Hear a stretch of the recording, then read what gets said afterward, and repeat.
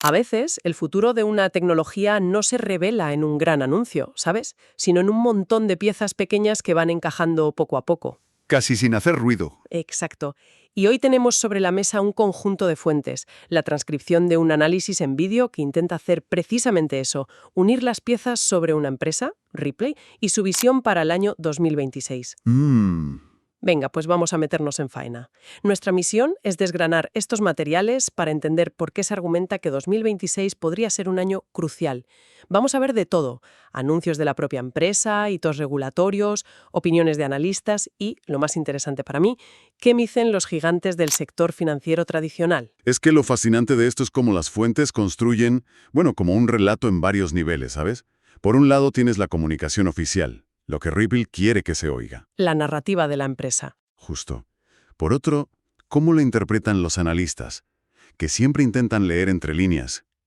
Y luego la capa que, para mí, es la más reveladora: las acciones y lo que dicen las grandes instituciones financieras.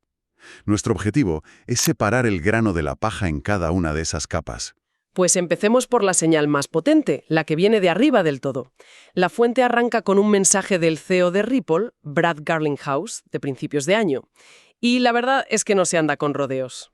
Para nada. Dice que calificar el éxito de 2025 como un eufemismo sería, y cito textualmente, como decir que Tom Brady era solo un buen quarterback. Una declaración bastante contundente. Sí, es una forma muy directa de decir: lo que habéis visto hasta ahora no es nada.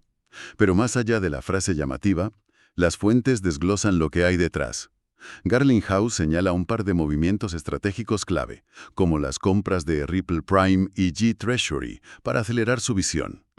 Y reafirma algo que es central en su discurso: que el activo XRP siempre ha sido y será el latido de lo que ellos llaman el Internet del valor. Pero menciona un hito que, según él, lo cambia todo: la licencia MI en el Reino Unido. A ver, ¿por qué es tan importante este papel? O sea, ¿no es solo una licencia más en una larga lista? Pues esa es la pregunta del millón. Y según las fuentes, la respuesta es un no rotundo. No es solo un papel. Mónica Long, la presidenta de Ripple, lo describe como la puesta en marcha de una infraestructura de empresa a empresa. Infraestructura de empresa a empresa. ¿Qué significa eso exactamente? Significa que va más allá de un simple servicio. Quiere decir que una vez una empresa del Reino Unido se integra en su sistema, Ripple se encarga de todo el ciclo: el movimiento del activo digital, la custodia, el comercio y, esto es crucial, las rampas de entrada y salida de dinero fiat en todo el mundo. Es una solución de extremo a extremo. O sea, que para una empresa británica que quiera operar globalmente, en lugar de tener que contratar a 5 proveedores distintos para gestionar sus pagos y su tesorería, Exacto. se conecta a Ripple y ya está todo resuelto. Precisamente. Y ahí es donde entra la ventaja competitiva que se describe. Les da acceso a sus propias stablecoins, como RLUSD, pero también al activo puente neutral XRP.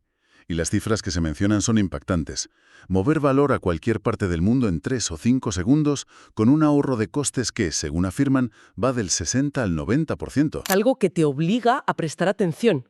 Y eso me lleva a un concepto que mencionan las fuentes que me ha llamado la atención: la carrera armamentista digital. Suena muy dramático, ¿verdad? Sí, suena a película. Pero la lógica detrás es muy sencilla. Si tu principal competidor de repente puede mover dinero por un 10% de lo que te cuesta a ti, y lo hace en segundos en vez de días, no tienes la opción de ignorarlo. ¿Te ves forzado a reaccionar? Te ves forzado a adoptar una tecnología similar simplemente para sobrevivir. Ya no es una cuestión de si te gusta la tecnología o no. Es una cuestión de pura supervivencia económica. Un efecto dominó. Entendido. Pero para que se dé esa carrera, las empresas tienen que entender qué están adoptando. Y aquí las fuentes señalan lo que parece ser el meollo de la cuestión: que mucha gente malinterpreta de raíz lo que es Ripple. Correcto. Y para explicarlo, uno de los analistas citados, Rob Cunningham, utiliza una analogía que es realmente útil. Pide que pensemos en Ripple no como los coches o las gasolineras, sino como el sistema de autopistas interestatales para el dinero. La analogía de las autopistas es potente, me gusta. Pero seamos un poco críticas. ¿No es eso lo que diría cualquier empresa de su tecnología? ¿Que ellos son la infraestructura del futuro? ¿Dónde está la prueba de que no es solo marketing y que de verdad están construyendo esas autopistas y no un simple carril bici? Es una pregunta excelente. Y las fuerzas la responden con 2 palabras. Claridad regulatoria. Ah, Aquí está la gran diferencia que se subraya una y otra vez. A diferencia de muchos otros proyectos que intentaron esquivar la regulación o moverse en zonas grises, se argumenta que Ripple se enfrentó cara a cara al regulador más duro del mundo, la SEC, en Estados Unidos. ¿y sobrevivió? Y salió del otro lado con un estatus legal definido para XRP en los mercados secundarios. Esa es su licencia de obra para construir la autopista a gran escala. Un permiso que muy pocos tienen. Vale, eso tiene mucho sentido. No es solo que digan que son una autopista, es que tienen los permisos para construirla mientras otros siguen discutiendo sobre por dónde va a pasar el camino. Y esta idea de ser la infraestructura, las tuberías, me imagino que choca frontalmente con la expectativa de mucha gente. Choca de lleno. Y esto conecta directamente con otro argumento que presentan las fuentes, el de un analista conocido como Bears, que aborda de lleno la frustración de muchos con el precio de XRP. Sí, el elefante en la habitación. Si es una tecnología tan rompedora, ¿por qué su precio no refleja esa supuesta superioridad? La tesis de Bears, según lo recogen, es que la mayoría está mirando el activo a través de la lente equivocada. Sostiene que XRP no fue diseñado para subir y bajar con los ciclos de especulación y el hype de las redes sociales. Su propósito es otro. ¿Cuál? Liquidar valor a gran escala cuando los sistemas financieros existentes, los de siempre, empiezan a mostrar signos de estrés. Espera, vamos a desgranar eso porque es un cambio de perspectiva muy grande. ¿Me estás diciendo que su valor no se revela en un mercado alcista, sino potencialmente en una crisis? Eso es exactamente lo que se plantea. La distinción es crucial. Su momento no llegará por un cambio de sentimiento del mercado, de los inversores minoristas, sino cuando su uso se convierte en una necesidad para las instituciones. Una necesidad. Una necesidad. Cuando el sistema actual, lento y caro, ya no dé más de sí para manejar la presión, buscarán alternativas eficientes que ya estén probadas y sobre todo reguladas. Por eso se insiste tanto en que XRP necesita demanda de utilidad real, no creencia o especulación. Es la capa de liquidación final, la que está por debajo de todo, incluso de las stablecoins, que al final también necesitan una tubería para liquidarse entre ellas. Vale, todo esto de la infraestructura, las autopistas y la necesidad en lugar de la especulación está muy bien en teoría. Pero, como decíamos, al final necesitas que los grandes jugadores, los que mueven miles de millones, se suban al tren. Y aquí es donde para mí las fuentes sueltan la bomba. No hablan de startups, hablan de BNY Mellon y Franklin Templeton. Exacto. Y no son 2 nombres cualquiera. BNY Mellon es el banco custodio más antiguo y uno de los más grandes de Estados Unidos. Las fuentes señalan que están trabajando activamente en la expansión de depósitos tokenizados. Que es básicamente crear una versión digital del dinero del banco. Eso es. Y lo interesante es que, según se informa, Ripple y BNY Mellon se han estado mencionando y destacando mutuamente en sus comunicaciones públicas. Eso, en el mundo corporativo, nunca es casualidad. Es como un guiño público o una señal para quien sepa leerla. Pero el caso de Franklin Templeton que se menciona parece todavía más directo. Mucho más. Aquí estamos hablando de un gestor de activos que maneja 1,7 billones de dólares. Una cifra que marea. Y la declaración clave viene de Sandy Cole, su jefa de innovación digital. En una aparición pública, admitió que Franklin Templeton llevaba años trabajando con Ripple. Un momento. ¿Años? Eso significa que estuvieron colaborando con ellos incluso mientras Ripple estaba en pleno juicio con el gobierno de Estados Unidos, un proceso que podría haber acabado con la empresa. Precisamente. Y esa es la conclusión a la que apuntan las fuentes. ¿Por qué una institución del calibre de Franklin Templeton asumiría el riesgo reputacional y legal de asociarse con una empresa en esa situación? Es una buena pregunta. La interpretación que se ofrece es que vieron un valor tecnológico a largo plazo que era tan inmenso que superaba con creces el ruido y el riesgo a corto plazo del litigio. En esencia, hicieron una apuesta a que, independientemente del resultado judicial, la tecnología que había debajo era demasiado importante como para ignorarla. Es una señal de convicción muy fuerte. Es como apostar por el arquitecto de la autopista mientras todavía están los tribunales discutiendo sobre los permisos de obra. Y esta Sandy Coral de Franklin Templeton, ¿Qué visión de futuro comparte? Porque si apuestan tan fuerte, deben tener una idea clara de hacia dónde van. Y la tiene. La fuente cita su visión, y es fascinante. Habla de la creación de una capa de liquidez universal. Y atención al cambio de paradigma que propone, porque es profundo.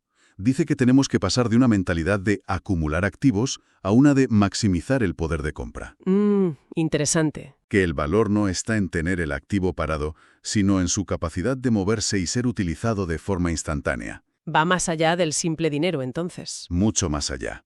Anticipa la llegada de tipos de activos completamente nuevos a las carteras de inversión. Da el ejemplo de la propiedad intelectual. Imagina poder invertir no solo en una canción, sino en un token que te da una fracción de los derechos, la experiencia de conocer al creador y el acceso a contenido exclusivo. Todo en un único activo digital. Todo en uno. Y para que eso funcione, necesitas unas tuberías financieras que puedan manejar esa complejidad. De acuerdo. El panorama a nivel de infraestructura y adopción institucional queda claro. Pero tenemos que volver a la pregunta que se hace todo el mundo. ¿Y el precio? Con este telón de fondo, ¿qué dicen las fuentes sobre el mercado? Introducen un análisis técnico con un nombre, de nuevo, muy llamativo. La señal de los dioses de las altcoins. Sí, los nombres en este sector siempre buscan el impacto, pero la idea detrás es un concepto técnico conocido, una divergencia. Los analistas citados observan que un indicador de momentum que mide la fuerza y la velocidad del mercado ya se ha disparado.